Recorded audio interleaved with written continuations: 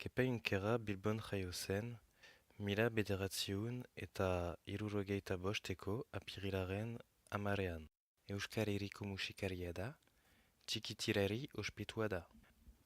Hamaika urterekin hasi zen musika jotzen, bere aitatxik panderoa jotzen zuen eta bere amak dantza egiten zuen. Hiruek musika egiten zuten, bere musika Euskal Herrikoa da, baina mundu osoko eragina du. Kepa autodidakta da eta oso emankorra. Hogeita bi diskoa argiratu ditu eta bere lehen diskoa Infernuko auspoa deitzen da. Disko hura atera zuenean, Kepa hogeita bat urte zituen.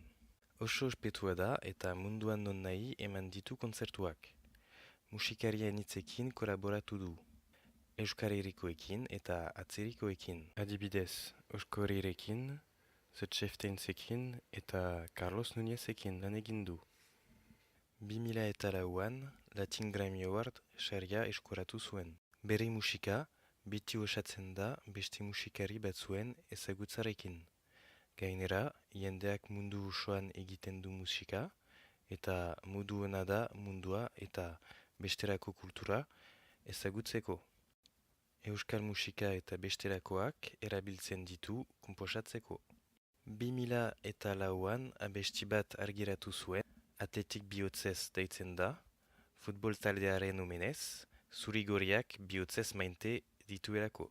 Gizon honek euskal kulturaren parte diren gertaera eta emanaldietan parte hartzen du.